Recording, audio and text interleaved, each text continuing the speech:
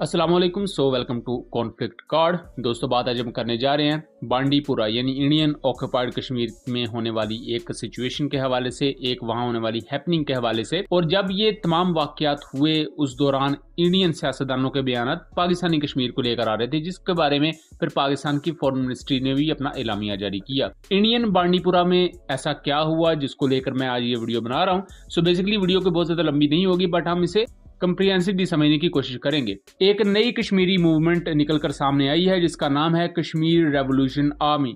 24 अप्रैल को ये अपना एक पहली प्रेस रिलीज जारी करते हैं, जिसके मुताबिक इन्होंने एक एम्बुश की अरगाम वुड्स में, यानी अरगाम वहां के एक जंगल है, वहां का एक लोकल एरिया है बांडीपुरा इंडियन ऑक्युपाइड कश्मीर में। वहां जो इंडियन सिक्योरिटी फोर्सेस उस वक्त पेट्रोलिंग कर रही थी, या कुछ सोर्सेज क्लेम कर रहे हैं कि ये इंडियन सिक्योरिटी फोर्सेस इनको वहां ढूंढने गई थी या इनको हंट डाउन करने गई थी, उन पर ये एम्बुश करते हैं।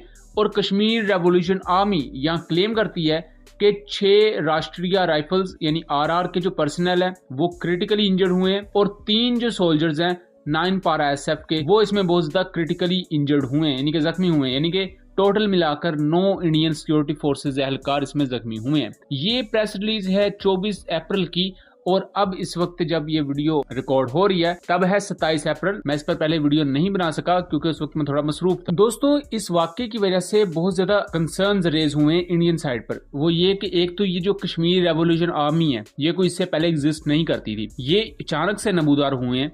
इन्होंने एक बहुत बड़ा अटैक कंडक्ट किया है, और यहाँ सरप्राइजिंग चीज ये है कि इन्होंने स्पेशल फोर्सेस को निशाना बनाया, यानी कि 3 9 पारा एसएफ के एहलकार जो थे वो भी यहाँ जख्मी हुए हैं।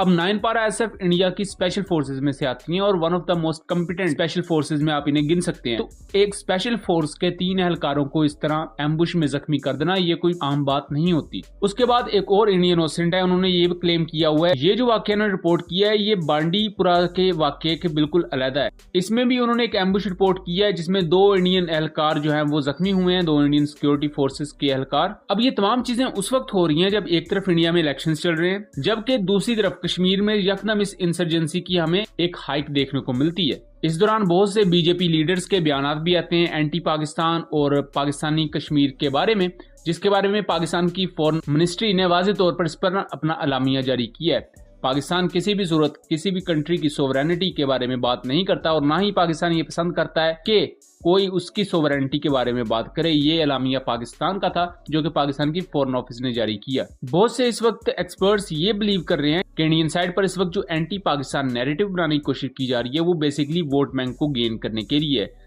इससे फर्क नहीं पड़ता कि कश्मीर में क्या हो रहा है, इंडियन सिक्योरिटी फोर्सेज के साथ क्या हुआ, बांडीपुरा में किस तरह इंडियन सिक्योरिटी फोर्सेज पर यह अटैक किया गया। क्या ये एक इंटेलिजेंस फेलियर था कि अरगाम के एरिया में वो बड़े आराम से बैठे हुए थे और उन्होंने बहुत ही सोफिस्टिकेटेडली इंडियन सोल्जर्स को और इंडियन स्पेशल फोर्सेस ट्रूप्स को निशाना बनाया। बट इस वक्त पूरा जोर दिया जा रहा है कि एक एंटी पाकिस्तान पूरी हवा कायम की जाए और अपने वहां से तमाम की तमाम तवज्जो को उठाकर पाकिस्तान की तरफ डाइवर्ट की जाए। बाय द वे, यहाँ हमारे पास कुछ हमारे सोर्सेज के तहत इन्फॉर्मेशन मौजूद है कि जो 9 सोल्जर जख्मी हुए थे, 6 राष्ट्रीय राइफल के और 3 9 पारा एसएफ के, इनमें से एटलीस्ट 1 से 2 अपनी जान गंवा बैठे हैं, ये हलाक हो चुके हैं, लेकिन ये बात अभी तक अनकंफर्म है। सो उम्मीद करता हूँ चीजें क्लियर रही होंगी। इस तरह की मजीद इन्फॉर्मेटिव वीडियोस के लिए हमारे चैनल को सब्सक्राइब कीजिएगा एंड वीडियो को ज्यादा से ज्यादा शेयर कीजिएगा। मिलेंगे अगली वीडियो में, तब तक के लिए अल्लाह हाफ़िज़।